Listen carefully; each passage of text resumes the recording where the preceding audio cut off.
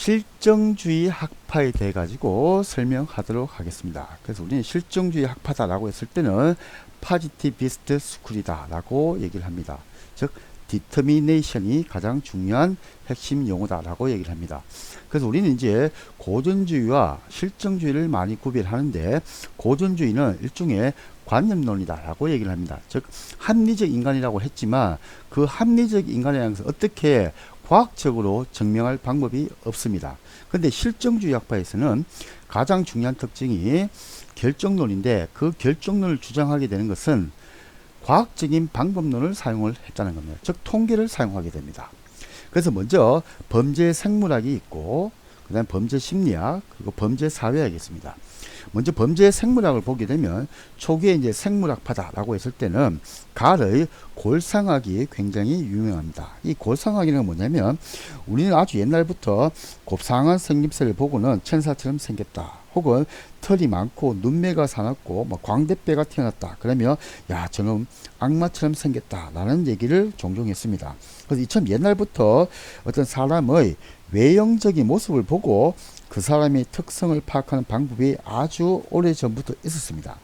그래서 갈은 이러한 신체적 특성이 그 사람의 특성을 반영한다는 오래된 생각을 처음으로 체계화한 사람이다 라고 얘기를 합니다. 그래서 그걸 우리는 이른바 골상학이다, 혹은 두상학이다, 머리 두자 이렇게 얘기를 합니다.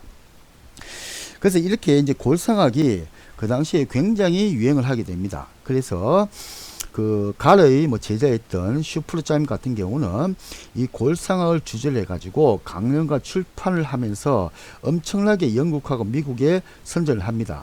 그래서 이 갈의 이론을 지지하는 사람들은 골상 판정 시연을 열고도 했습니다. 그래서 이때 직업을 불문하고 많은 사람들이 이 강연장을 가득 메웠습니다.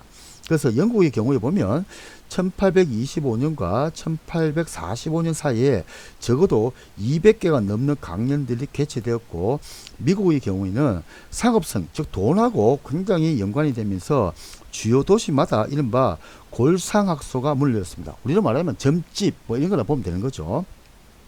그래서 골상학에 관한 강연과 책자들이 홍수를 이뤘고, 심지어 구직 과정에서도 직업을 구하는 그 면접 과정에서도 골상학 차트를 면접위원에게 제출해야 되는 경우도 있었습니다. 근데 이 당시 골상학에 대한 비판도 굉장히 많았습니다. 우리가 잠시 제라미 벤담이 골상학을 그 비판한 걸 보면, 이거는 골상학자들은 미친 자들의 꿈이다 라고 얘기를 했고, 일부 비평가들은 돌팔이, 사기꾼, 떠돌이, 약장사라고 굉장히 혹평을 하게 됩니다. 자, 그리고 이제 롬브르조가 있습니다. 우리는 이제 실정주의 학파의 선구자다 라고 얘기를 합니다. 이때 이 롬브르조는 그 유명한 본 크리미널, 생내적 범죄인설을 주장하게 됩니다. 즉 본이니까 태어날 때부터 이미 범죄자는 정해져 있다라고 롬브르조가 주장을 했습니다. 왜냐하면 롬브르조는 이탈리아 외과에 있었는데 그 당시에 그 시체가 있을 거 아닙니까, 그죠? 범죄자들을 이제 사형시키고 나면 시체가 있습니다. 근데 그 시체를 이 롬브르조가 이탈리아 외과 의사였기 때문에 자기가 그 시체를 부검을 하게 됩니다. 그래서 그 부검을 하게 되면서 이 롬브르조는 놀라운 사실을 알게 됩니다. 그것이 이제 뭐냐라고 했을 때는, 다른 정상인들은 보니까 뇌가 이상이 없는데 이 살인자들, 범죄자들의 뇌를 보니까 그 뇌에는 놀랍게도 천공이 있다는 겁니다. 천공. 천공이라는 건 뭐냐면 두개골에 구멍이 뚫렸다 이렇게 보시면 됩니다. 그래서 이 지금의 그 일반 사람하고 범죄자들하고 이렇게 머리, 골상, 즉 두뇌 그쪽에서 차이가 있다라는 것을 롬브르조가 보면서 깜짝 놀라게 됩니다. 그러면서 이제 이 롬브르조가 이제 그 연구를, 그 사형수들의 두뇌를 갖다가 연구를 하면서 그 유명한 격세유전설을 주장을 하게 됩니다. 그래서 그 격세유전은 뭐냐 그러면, 한마디로 얘기를 하면 일반적으로 얘기했을 때 우리가 범죄자다, 우리가 이제 원신이다 이렇게 했을 때는 우리가 흔히 오스트랄로피테쿠스, 네안데르탈인, 그리고 호모사피엔스, 그리고 현생 인류 뭐 이렇게 해가지고 차례로 진화라는 걸 하게 됩니다. 그런데 이때 범죄자라고 하는 것은 그 원신의 유전 형질이 그대로 진화를 못하고 격세 세대를 뛰어넘어 가지고 지금 나타났다 이렇게 되는 겁니다. 쉽게 얘기하자면 우리 할아버지가 어떤 병이 있었는데 그 병이 아버지를 뛰어넘어 가지고 아들에게 그것이 발현이 되었다라는 겁니다. 격세, 즉 아버지 세대를 뛰어넘었다는 거죠. 그걸 갖다가 이 롬버르즈는 애터비즘이라고 해가지고 격세 유전설을 주장하게 됩니다. 그러면서 이렇게 범죄자라고 하는 것은 뭐냐면 원시인의 유전 형질을 가지고 있는 사람이 범죄를 한다. 그래서 그 사람들의 특징이 뭐냐 했을 때 뭐 광대뼈가 튀어나오고 이빨이 고르지 못하고 또 털이 막 많고 심지어 한마디로 얘기를 하자면 지금 우리가 딱 봤을 때 좀 이상하게 생겼네 라고 하는 사람이 범죄자다라고 얘기를 합니다. 근데 이때 놀라운 건 뭐냐면 이 롬브르저가 그냥 관념적으로 그런 것이다 이렇게 얘기를 한 것이 아니고 골사가까지는 관념적이었죠. 그런데 롬브르저는 과학적인 방법을 사용했습니다. 즉 통계를 이용해 가지고 처음으로 제시를 하게 된 거죠. 그래서 이 롬브르저의 이 격세유전 즉 생대적 범죄 연설이 엄청난 충격을 줍니다. 그래서 여러 가지 이제 크레침의 신체 구조와 성격에 관한 이론이라든지 셀든의 체격형 이론이라든지 이런 것들이 많이 나오게 됩니다. 그래서 이 크레치머 같은 경우는 정신질환자 4,414명의 체격을 분류를 합니다. 그래서 세장형, 투사형, 비만형, 발육 이상형 이렇게 나눕니다. 체격을 가지고 체격이라는 건 생긴 모습이라는 거죠. 쉽게 말하면 여러분이 봤을 때 좀 뚱뚱한 사람, 마른 사람 뭐 이렇게 이제 구별할 수 있지 않습니까? 그죠? 그런 식으로 구별했다는 거죠. 이게. 그래서 이 크레츠머 같은 경우 비만형은 범죄를 저지를 가능성이 가장 낮다. 하지만 횡령이나 사기범에서 많이 발견이 된다라고 얘기를 합니다. 그래서 세장형 같은 경우 키가 크고 마른 체형을 가진 사람들이고 투사형은 근육질이 잘 발달된 사람이고 비만형은 키가 작고 좀 뚱뚱한 사람이고 발육 이상형은 여러 가지 신체상 특징이 혼재되어 있는 체형이다 라고 얘기를 합니다. 자, 그리고 이제 셀든은 또 이 크레츠머의 체격형 이론을 한층 더 발전시킬 미국의 심리학자이자 내과 의사입니다. 이 사람은 이 사람 같은 경우는 이제 인간을 내배협, 즉 소화기관을 중심, 중배협, 뼈, 근육, 운동, 근육, 조직 체계, 그죠? 이런 게 하는 게 중배협, 외배협은 신경 체계, 피부, 손, 발, 뭐 이렇게 돼 있는데 이런 튜브 상태의 태아 상태로 시작한다는 겁니다. 인간은 즉 내배협, 외배협, 그리고 중배협, 그죠? 그래서 이렇게 해가지고 이 셀도는 이러한 체격과 기질을 가지고 약간 내배협형은 조금 비만형이다 라고 얘기를 하고 중배협형은 투사형이다 라고 얘기를 하고 그리고 외배협형은 세장형이다 라고 얘기를 합니다. 그래서 보스턴에 있는 소년 재활원에서 200명의 비행 청소년에 대해서 자세한 신체 검사 및 성장 기록 자료를 가지고 분석을 했습니다. 이것도 역시 통계를 이용했다. 즉 이 셀든 같은 경우도 롬버즈와 비슷하게 관념론이 아닙니다. 그냥 단순히 자기 생각, 망고 자기 생각, 망고 네 생각 이걸 한 것이 아니고 통계를 가지고 분석을 했다라고 얘기를 합니다.